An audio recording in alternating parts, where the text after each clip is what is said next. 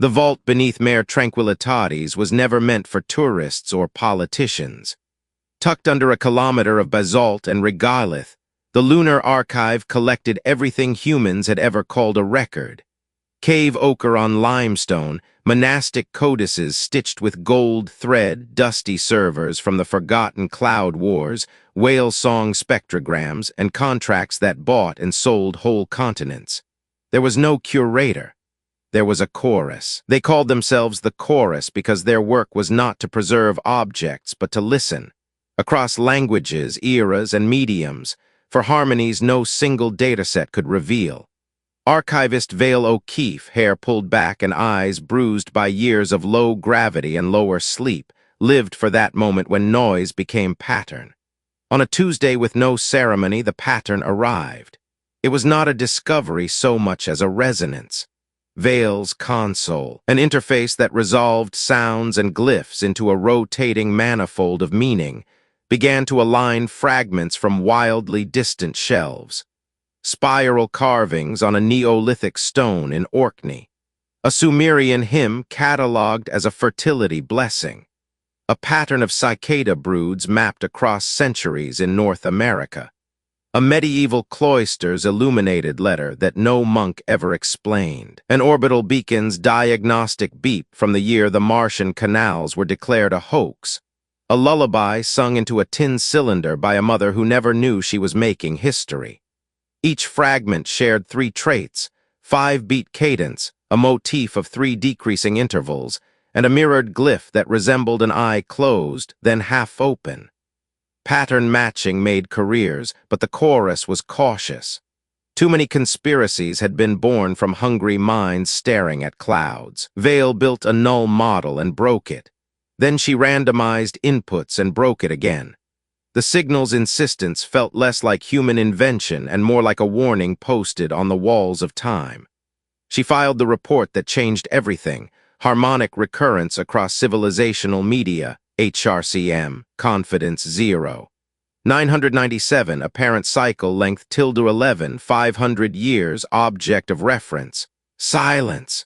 The term wasn't poetic. It recurred directly in Akkadian, Middle Kingdom Egyptian, classical Nahuatl, and Old Church Slavonic in contexts that made no theological sense, but perfect procedural sense.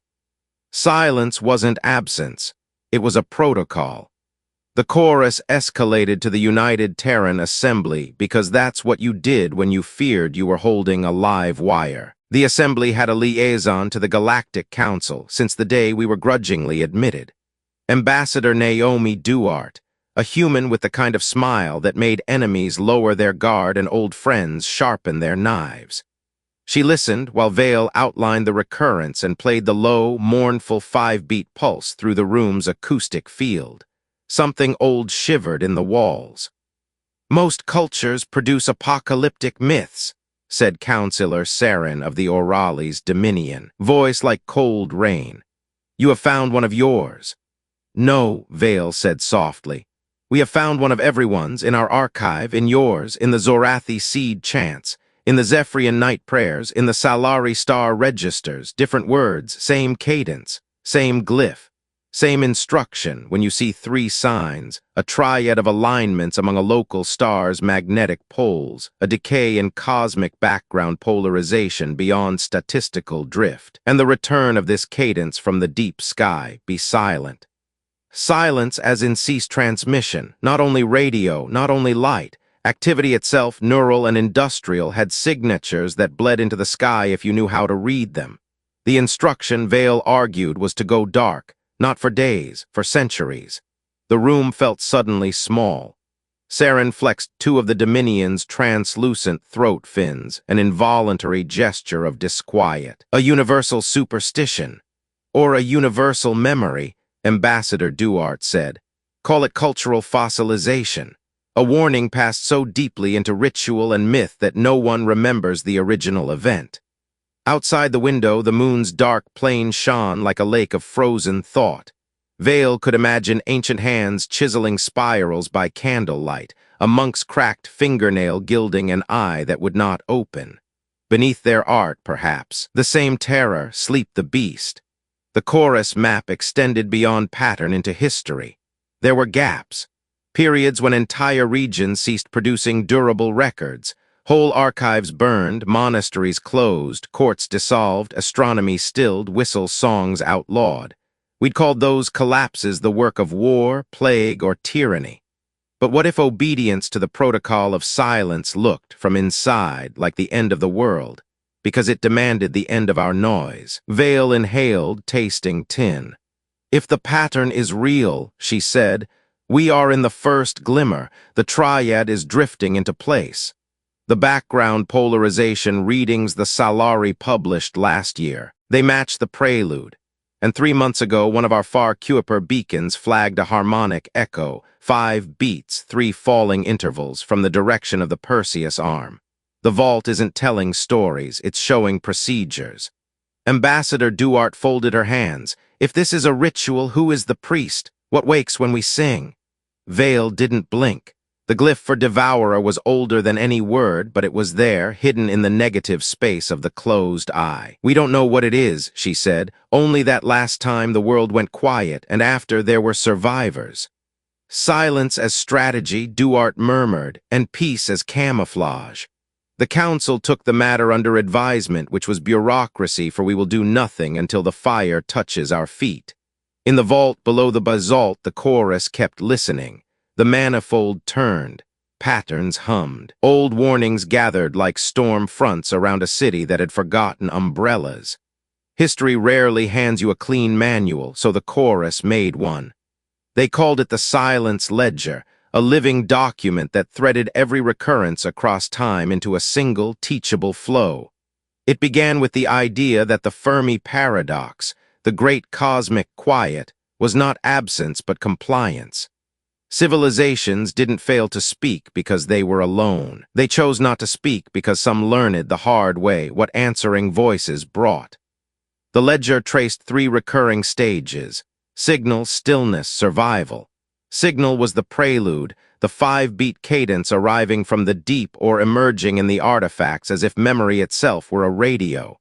Stillness was the protocol: cease emissions, darken cities, bury heat, hush the biosphere's unnatural rhythms. Survival was the accounting you did after you woke. The Assembly's defense committees hated everything about the ledger. Going dark is capitulation, said Admiral Kate Morrison, a woman whose face carried the map of a dozen campaigns. It makes us a stationary target under the illusion of safety. Worse, it's a global prison sentence. It's a quarantine, Vale replied. We don't lock doors to show weakness. We lock them because something contagious is at the threshold. The science wasn't elegant, but it was stubborn. The Salari polarization anomaly was replicated by independent human observatories. The Orales Dominion's magnetometers recorded the solar pole drift entering a configuration that matched the ledger's prelude thresholds within 2 significant figures. And deep listening arrays at Neptune caught the cadence again, faint like a hammer on frozen wool, but there. 5 beats, 3 steps down, the closed eye. What lay inside the protocol was even stranger. The ledger insisted that noise meant more than radio chatter. When you filled a biosphere with sharp cycles, factories, grids, transport, your planet sang. The song traveled through magnetic field lines into the heliosphere out along the interstellar medium, slowly but not invisibly.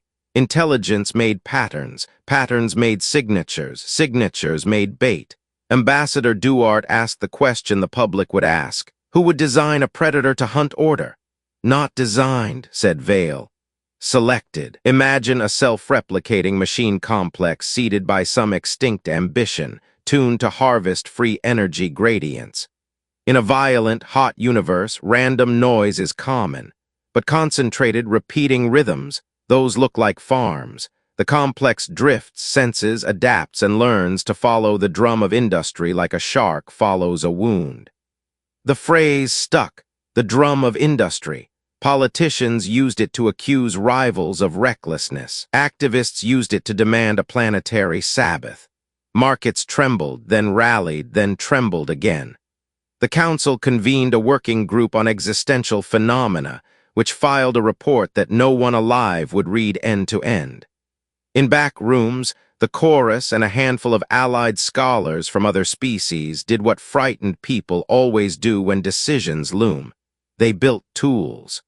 The chorus array would be a planetary-scale device not to shout, but to sing softly, replicating the 5-beat cadence in reverse, constructing a counter-harmony that might signal already silent to a hunter that used rhythm as a trigger. A lullaby for a monster we had never seen. "Why not build weapons?" Admiral Morrison asked. "We will," Duarte said, "but if the ledger is true, the first weapon is restraint."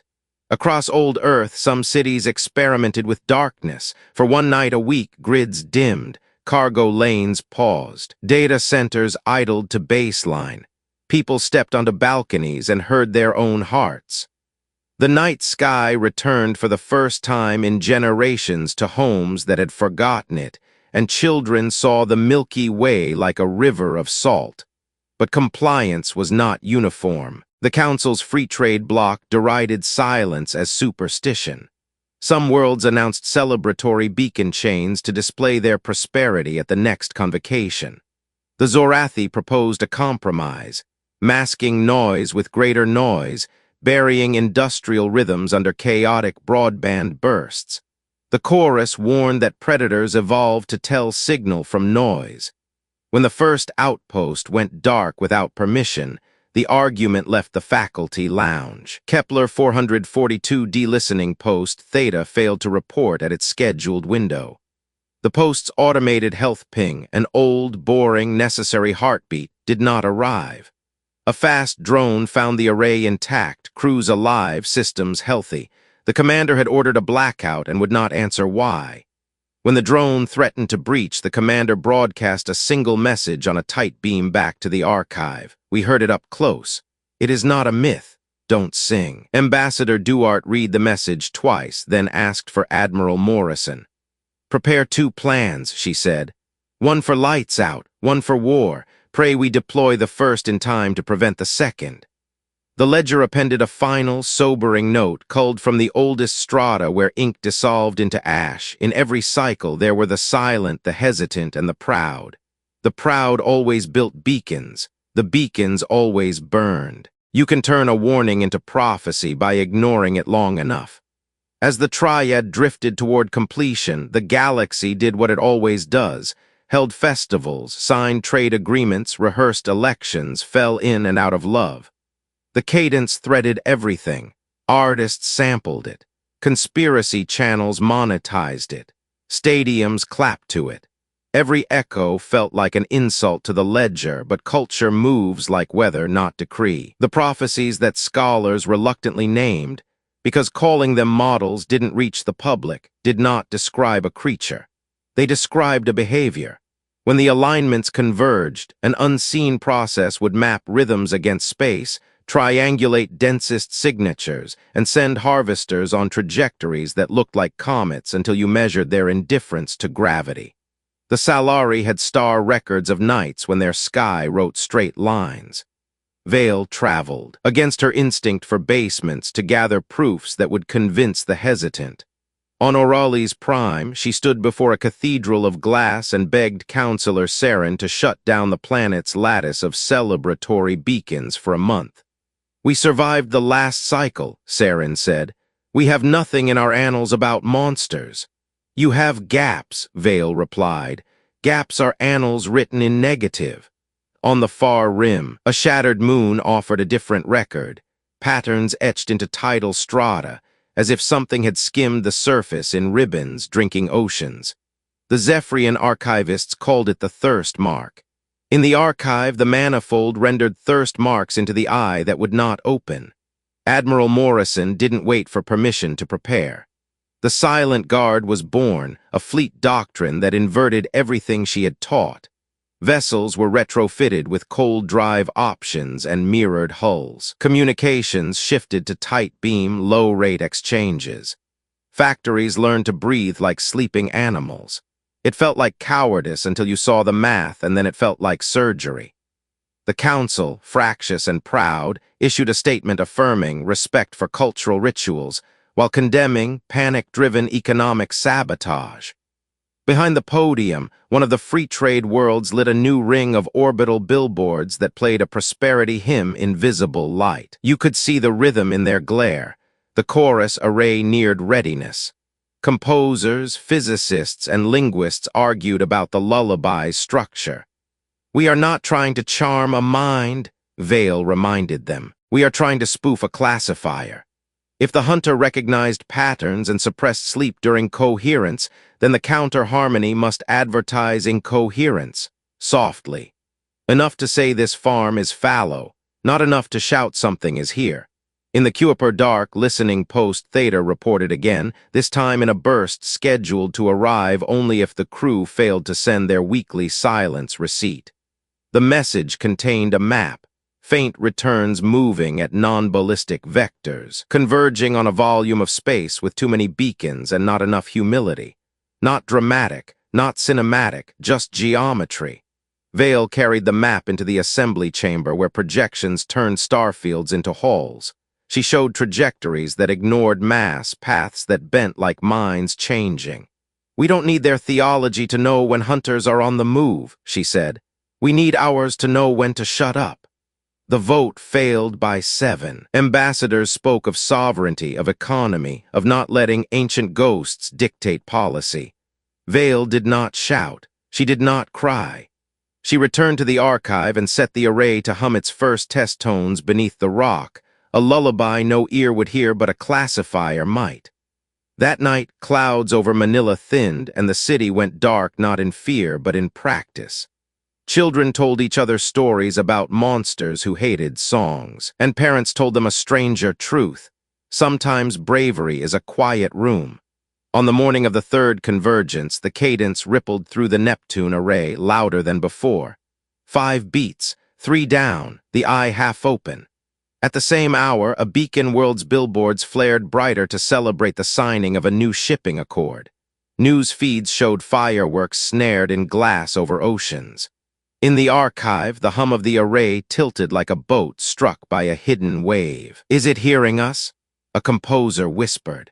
"No," Vale said. "Something else is hearing them." The first thing we lost was a ship that wasn't ours. A Zephyrian courier on a routine run dropped out of FTL near the beacon world and reported nothing wrong. 30 seconds later, its telemetry became a grid of zeros. No explosion signature, no heat bloom, just subtraction.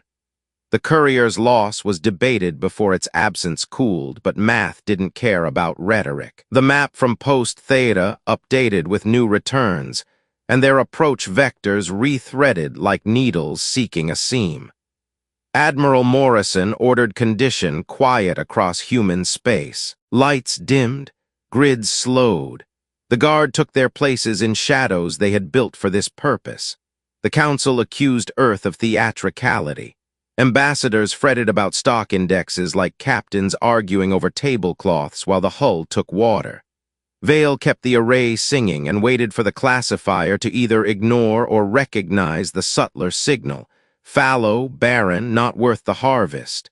Then came the thirst mark in real time. Ocean surface satellites over the beacon world showed a fluctuation that looked at first like wind.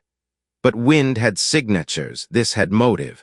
A ribbon of ocean thinned along a line that defied currents, sunlight refracted through a blade of nothing, and ships that crossed the blade became less than data.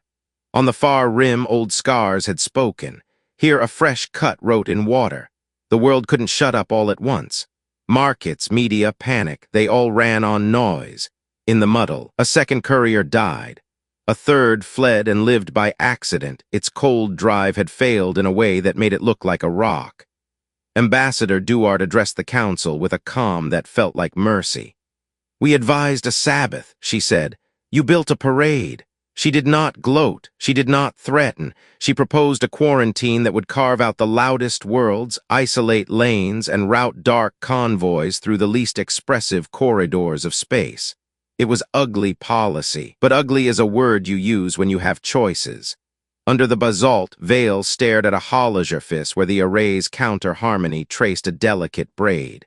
"If it is a classifier," she said to the quiet room, "then the only question is which label we fall into. Pray, said a composer.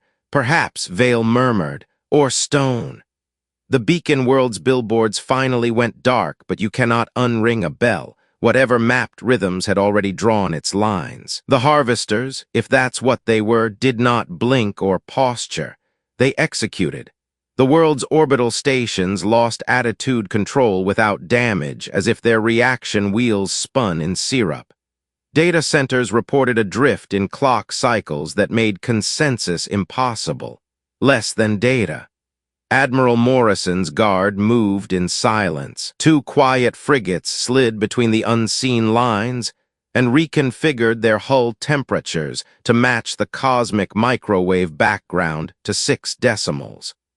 The frigates carried no weapons anyone would recognize in a story about bravery. They carried patience, a beam that put power into the array's braid at a remove. Lullabies work better when sung from another room. What happens if it looks at us? A junior officer asked on a private channel. Then we become very interesting, Morrison said, and we don't want to be interesting. A week after the first thirst mark, the edge of the unseen reached human space. Not an attack, a feeling that your phone vibrated when it didn't, that a train passed in the night but left no sound, that streetlights made shadows with the wrong arithmetic. Instruments registered near misses, spaces where expected fluctuations went smooth, like a finger pressed on a string to change its note. The chorus array found a foothold. The counter-harmony, iterated and corrected 1,000 times by sleepless ears, produced a response in the Neptune data. The cadence returned with a phase shift, not 3 steps down but a wobble, as if the classifier hesitated at an edge case. Vale sent a single message to the assembly. We have its attention in the only way we should want it, by boring it. In most stories, this is when a hero makes a speech and a fleet fires a beam that carves a god. In this one, mothers spoke in kitchens, factories took naps, cities practiced patience like a martial art, and the archive sang a song that said to a hunter older than the first alphabet, "We are not food. We are stone." The feast you remember was a mirage. The phase wobble deepened. The thirst mark paused at the edge of a dark lane where ships moved like breath held. On the far rim, a proud world lit a beacon out of spite. Geometry answered without poems. Admiral Morrison watched returns on a screen that showed nothing and said to the silence, "Hold." In the council chamber, Ambassador Duarte asked for one more vote, not for surrender, not for bravado, for discipline, the kind that builds cathedrals by laying one patient stone at a time. Peace, she said, was always camouflage, now let it be armor. Outside, the galaxy listened. Somewhere, something that measured patterns tilted its head, if it had one, and made a choice. The council chamber had been built to sculpt agreement out of air. A ring of glass and slow water, an aurora ceiling that mimicked calm magnetospheres. It failed. On the morning the fracture became undeniable, the aurora jittered between storm and summer while delegates hurled interpretations like spears and shields. Councillor Saren of the Orali's Dominion opened, as the Dominion always did. "Fear wears many masks," Saren said. "You have sown one we call superstition. We will not surrender our skies to old songs." Behind the councillor, aides stood with the poise of statues. For the Dominion, stillness was a power pose.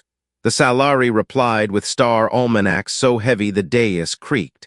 They showed nights inscribed with impossible straight lines, eras when harvests failed without blight, calendars abruptly reset by decree. "We will black out," their archivist said. "We would rather be poor than missing." Then the bloc that called itself Free Trade spoke as if grammar could guarantee survival.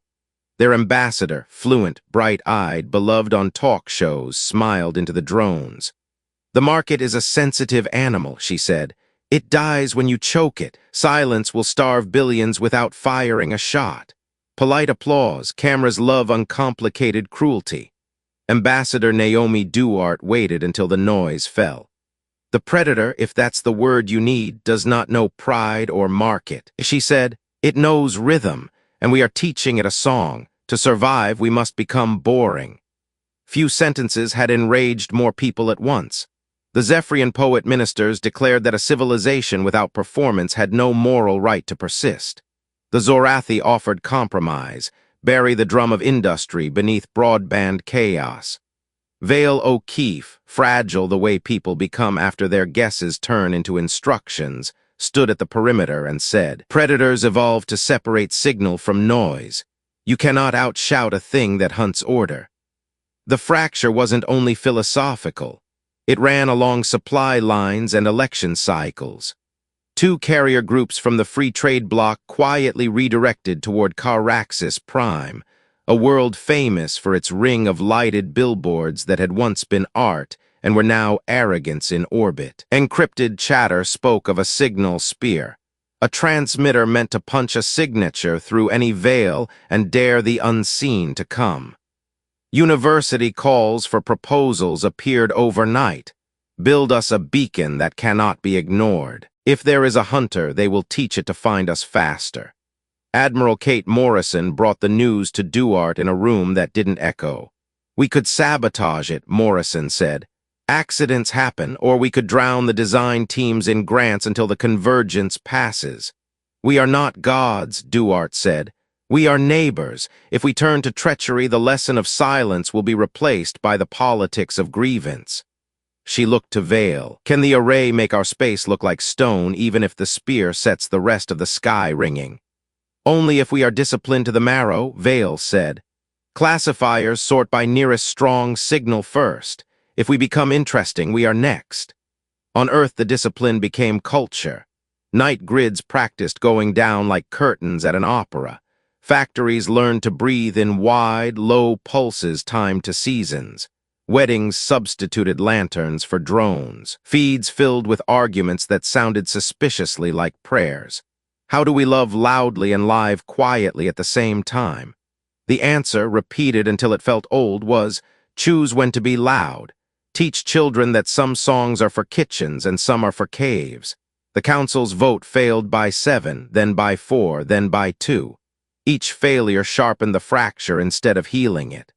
Saren began attending Morrison's briefings uninvited and left without speaking. The Free Trade Ambassador posted a video titled "We Will Not Whisper" that went viral on worlds that measured identity in lumens. The Salari dimmed a third of their cities and reported crime falling, sleep improving, and the sky looking like a religion again. When the signal spear's hull was finished, students in Manila walked the bay with paper boats whose candles they did not light. They set them afloat without ceremony and watched them become small, dark non-statements on the water. A journalist asked what they were mourning. "Our future if we're careless," one said, smiling as if refusing the drama of sorrow. "Or maybe nothing at all, that's the point." The fracture did not feel like a break until the feeds announced a date, a countdown, a party. Caraxes Prime would light the spear to prove the sky was safe. Sponsors lined up. Bands wrote 5-beat hooks. The aurora in the council chamber stabilized into a pleasant summer. Consensus at last, but not toward sense. Duarte spoke once more, this time without notes. "If you must conduct an experiment," she said, "have the decency to record the results honestly." She turned to Morrison. "Keep our people dark and patient. If neighbors call for help, we will not gloat, we will grieve." To Vale, "Teach us how to be stone." The room, calibrated for performative certainty, made her sound smaller than she was. History would restore her scale. Caraxes Prime lit the spear as if crowning itself with a false sun. Entire continents synchronized to the count. 5 beats, 3 falling steps, a taunt wrapped in bravado. Luminous arcs chased one another across the orbital ring until the planet looked like a festival lantern in a child's hand. For 40 hours nothing happened, and the proud declared victory. Then subtraction began. The first losses were too clean to be called attacks. A weather platform reported nominal function, then telemetered a grid of zeros. Not an explosion, not a heat bloom, just less. Oceans filmed over along knife-straight corridors that ignored currents and wind. From orbit, the surface shimmered as if polished by a giant thumb. Dock workers at Port Halcyon watched a container ship pass through one of the corridors and become a line of bubbles that refused to rise. The ship's name remained in the registry. The harbor sirens kept their schedule. The world insisted, briefly, that nothing had happened. The silent guard recorded and did not intervene. Intervention requires a target and a vocabulary. What moved at Caraxes had neither. Vectors bent against mass. Trajectories ignored gravity the way a rumor ignores fact. Admiral Morrison had prepared her crews for the insult of patience, but the insult still found the soft places. "We are not cowards," she told them. "We are surgeons who have not yet found the tumor." Vale watched from the archive, the array humming a counter-harmony so soft it registered below hearing and pride alike. The Neptune stations reported a change, a tiny phase wobble in the returning cadence, as if a classifier had put a finger to its lip. But Caraxes was already singing too loudly to hear any lullaby. In city plazas, the lights went out, but the crowds remained. The spear had been billed as a concert, and concerts resist endings. Parents began to lead children home through streets that felt miscounted, as if the grid had been rearranged between blinks. Above them, the ring slowed, not because it tired, but because time inside its machines had lost agreement. Clocks disagreed by fractions that broke consensus algorithms. Traffic, commerce, logistics, all the invisible music fell off beat. A Zephyrian courier attempted a mercy run and vanished. A second survived by accident when a coolant failure forced it into a cold drift that made it look, to any rhythm hunter, like a rock. The council met in emergency session and found its vocabulary unhelpful. The proud asked for fleets as if courage had caliber. The hesitant asked for proof as if geometry were not proof enough. Duarte didn't raise her voice. "You asked for an experiment," she said. "The result is negative for pride." She did not ask the guard to move. She asked them to remain invisible. On the ground, a dock worker named Jarrus walked the edge of a thirst mark where the sea had thinned like glass drawn under heat. He laid a palm on the water and felt nothing at all. The spear took 3 days to fail publicly. Its last transmission was proud and broke in the middle of syllables. When it died, the planet went almost dark. Not black, buildings still stood neatly. Streets still held their curves, but the hum of agreement, timers, thermostats, traffic lights, factory rhythms, slid into a silence too exact to be natural. Cities looked like teeth after the body was gone. The council cried treachery and betrayal in every direction except the mirror. Calls for sanctions and reparations flooded the chamber because bureaucracy bargains with lightning the same way a child bargains with nightmares. The Salari simply closed more cities and sent food in quiet convoys. The Dominion stopped speaking publicly. The Zorathi chanting halls replaced their drums with hourglasses. Admiral Morrison whispered the only order she could bear to give. "Hold." The quiet frigates repositioned to the edges of human space and extended the array's lullaby from a safer remove. The song didn't plead. It advertised boredom. Fallow fields, empty barns, stone. At last, the Neptune station sent a single line that every bridge and kitchen could understand. Phase shift confirmed. And a map. The invisible lines that had been carving Caraxes were arcing away, not because they were sated, but because there was denser music elsewhere. Geometry turned its face from a dark lane and orientated toward a cluster of worlds that had lit new festivals in defiance. The hunters preferred restaurants with live bands. Caraxes did not explode. It didn't even burn. It endured, mostly intact, as an exhibit titled What Pride Buys. The survivors learned the only prayer that made sense, not thanks for rescue, but gratitude for boredom. They would rebuild with whispers. They would teach their children the 5 beats they must never clap in public. The guard logged the harvest as a case study and sailed home through corridors mapped by patience.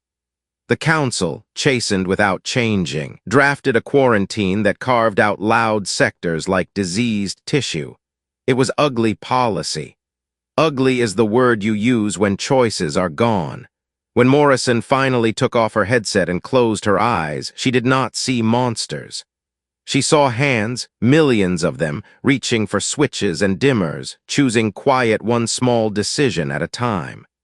For the first time since the ledger, Hope felt practical. Earth learned to make quiet into ceremony. Cities dimmed in waves like tides. Transit schedules stretched, then learned a new grace. Factories exhaled in long, gentle cycles. Data centers rested on pulse-thin baselines. What began as compliance matured into culture.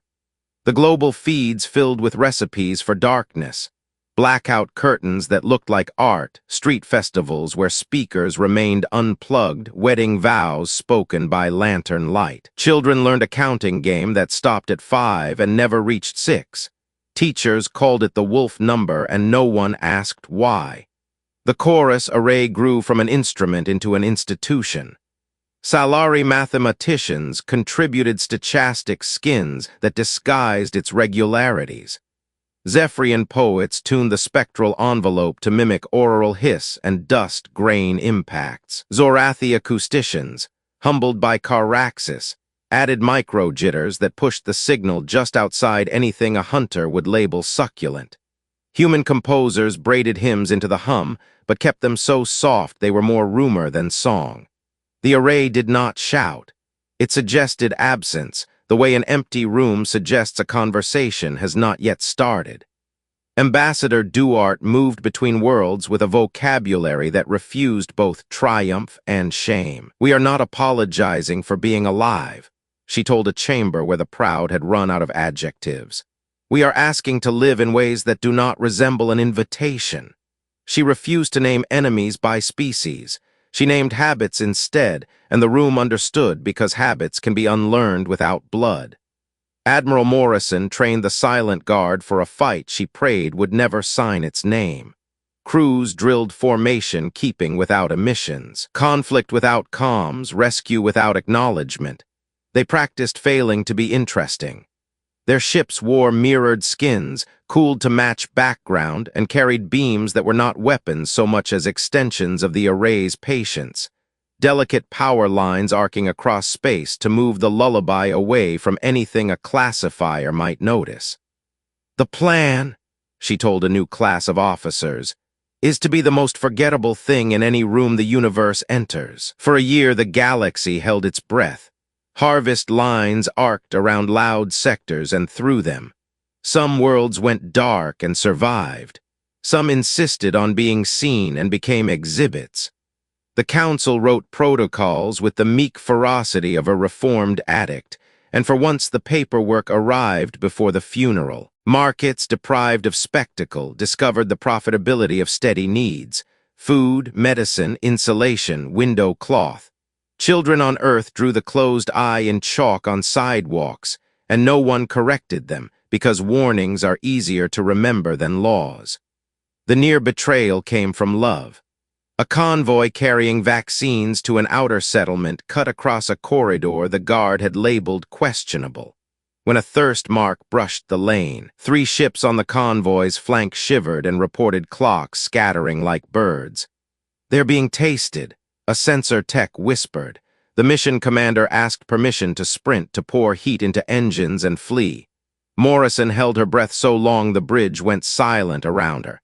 "Negative," she said at last. "Drift, make yourselves trivial." The convoy obeyed. It coasted through the corridor like a leaf through teeth that didn't quite close. The lullaby held. The phase wobble in Neptune's data deepened into a steady misclassification. 10 hours later, the corridor cleared and the convoy arrived to cheers that never got loud enough to carry beyond the dome. "We teach our children to whisper when the wolves are near," the settlement's elder said. "Now we teach our elders." Vale O'Keefe wrote her final entry in the silence ledger that week. It was short because good instructions are. Discipline is a kind of love. Noise is a celebration. It is not a right. Sing for the living. Whisper for the living to go on. She closed the file, stood in the archive's low gravity, and let herself consider a possibility that had felt like hubris, that boredom could be a kind of dominion, not conquest, continuity. Then the Neptune station sent a different kind of note. The cadence still returned, but its third step wobbled like a drunk remembering a song.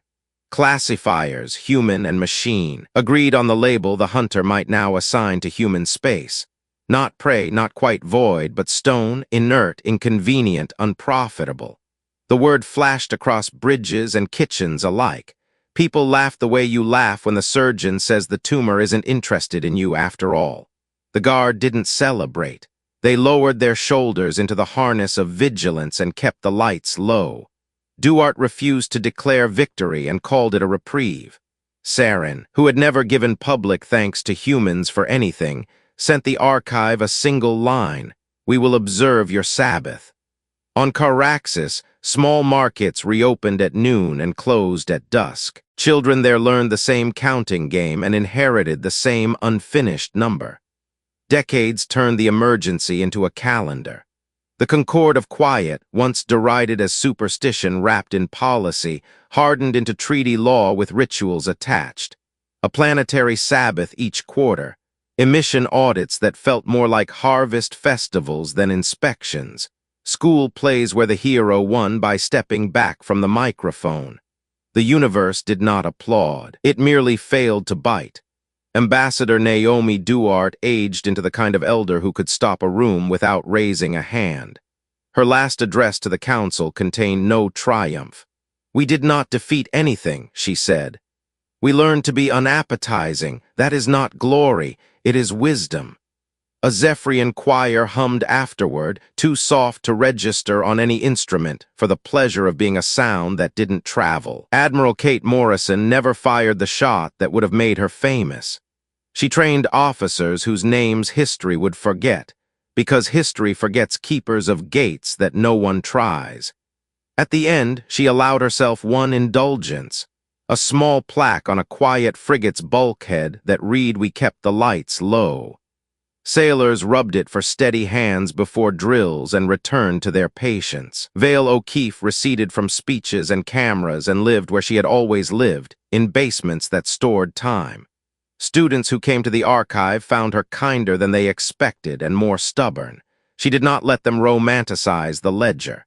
"It is not prophecy," she would say, tapping the old pages that had survived wars and floods. "It is a maintenance manual." When she finally failed to wake in the low lunar morning, the chorus didn't erect a statue. They named a dark corridor after her and left the corridor unmarked on public maps. The proud did not vanish. Pride never does. Rogue beacons sparked in border zones, and sometimes the hunters turned their straight-line hunger that way. Those losses were smaller and quieter and therefore easy to ignore, which is a danger kin to pride.